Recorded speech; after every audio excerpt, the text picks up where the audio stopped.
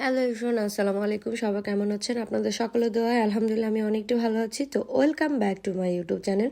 আমি চলে আসলাম আমার সকালে আরেকটি ব্লগ নিয়ে। দেখেন আবহাওয়াটা কত সুন্দর বরফ পড়ে আছে বাহিরে। তো হালকা পাতলা কিছু নাস্তা করছিলাম আমরা কলিগরা সবাই মিলে, আর আমি বারবার বাহিরের ভিউটা নিচ্ছিলাম, কারণ বাহিরের তুষার ফলটা আমার খুবই বেশি ভালো লাগতেছিল।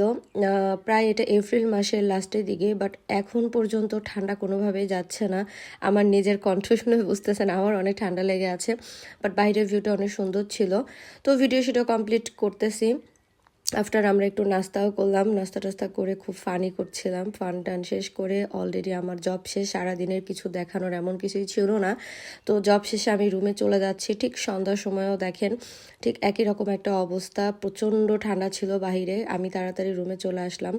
ফ্রেশ হয়ে আমি আবার একটু বাহিরে যাব, আমার কাজ আছে, কিছু বাজার আনতে হবে। সামনে আবার 2 দিন আমার বন্ধ। তো দেখেন সারাদিন জানলা খোলা হয় না, এখন জানলা খুলতে যে কি একটা অবস্থা, বরফ একদম আটকে গেছে। পরে আমি রুমে জানালাটা একটু খুলে রেখে আমি বোল্ট নিয়ে দ্রুত বাহিরে বেরোয় গেলাম, কারণ আমার কিছু বাজার করতে হবে। কারণ আমার ছুটির দিনগুলো আসলে সেভাবে বেরোনো হয় না, আর বাজারটা শেষ হয়ে গেছিলো। আমি ছুটির দিনেও মাঝে মাঝে বের হয়ে বাজার করি। তো যাই হোক, সারাটা দিন তো মোটামুটি বেশ টায়ার্ড ছিলাম, এই জন্য আর আজকে আমি ওই বাসের জন্য অপেক্ষা করি নাই। বাসার সামনে থেকে বাস নিয়ে যাওয়া যায়। তো বাইরে গিয়ে অলরেডি আমি শপিং করে দেন আমি রুমে চলে আসছি। অ্যাকচুয়ালি আমার মেনলি হচ্ছে ফ্রান্সে যে আমি মাল পাঠিয়েছিলাম সেই মালগুলো ফেরত চলে আসছে রিটার্ন। সেই মালগুলোই আমি কুরিয়ার সার্ভিস থেকে উঠাইতে গেছিলাম, আর পাশাপাশি শপিংও করছি। আর সবসময় একই জিনিস দেখাতে ভালো লাগে না, বাজার করা, জিনিসপত্র আনা, এটা সেটা। তো ডিফারেন্ট কিছু ভিডিও রাখাই ভালো। তো এই তো আমি রাইস কুকারে রান্না শুরু করে দিয়েছি। আপনাদেরকে আমি আগেও বলেছি যে এখানে যে পার্সোনাল কিচেন আছে সেখানে আমি যাই না, আর আমার রুম আমি একটু একটু করেই গোছাচ্ছি। 2 রাইস কুকারে আমি একটাতে ভাত বসাইছি, আর একটাতে হচ্ছে আমি তরকারি বসাইছি, আর এদিকে নাটক দেখছি।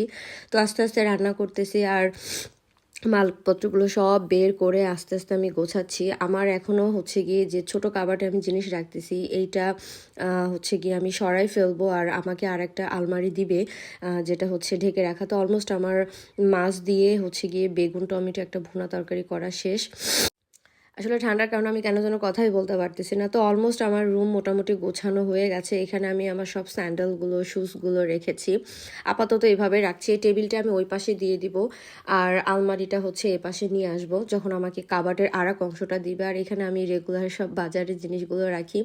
এটাই প্রবাস। আসলে ফার্নিচার চাইলে আমি অনেক নিতে পারি, কিন্তু ফার্নিচার নিলে একটা সমস্যা কি, যে আমাকে কন্টিনিউয়াসলি প্রচণ্ড ক্লিন করতে হবে, পরিষ্কার করতে হবে। ফার্নিচার তো আমাকে কিনতে হচ্ছে না, আমাদের ক্লিনিকে অ্যাভেলেবেল ফার্নিচার পড়ে থাকে।